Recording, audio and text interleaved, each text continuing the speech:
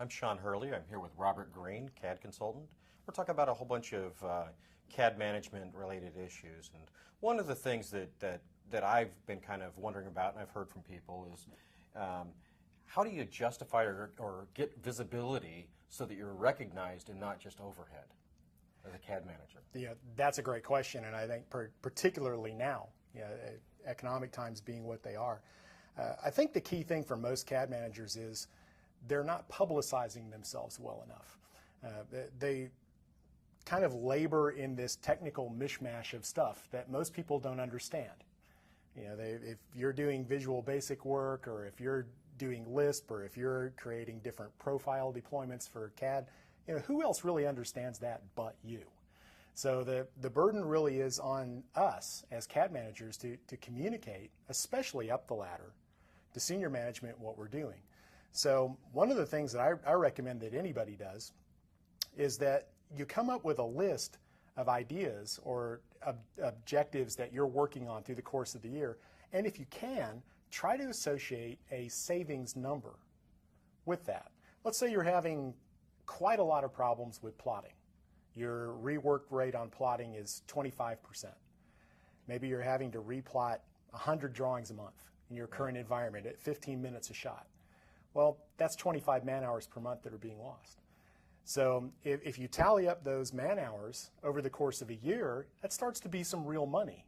Right. So if you're the CAD manager who solves that problem and eliminates all that rework, now what you can do is build up a spreadsheet and say, here's the idea that I worked on, here's the objective that I achieved, here's the man hour savings that were recognized. And so at the end of the year, maybe you've totaled up that you've saved the company 3 times your salary. That would be a pretty powerful thing to take into a performance review. Absolutely. But most CAD managers are not doing this. They're simply not keeping, they're not measuring, and they're not keeping track of what they're doing and what their financial contribution to the company is. And sometimes I get accused of talking about a lot of financial things, but at the end of the day, if you're seen, as you mentioned, if you're seen as being pure overhead, you're the first one laid off. Yeah. So speaking their language above, in money, accounting terms. Exactly. And what you're saving the company and what you're contributing. Exactly. So I'll tell, if I talk to a group of CAD managers, I'll say, try to envision that your career is now being decided. Let's say that the company they're going to have a reduction in force or something like that. And the only thing they have to judge you by is a spreadsheet.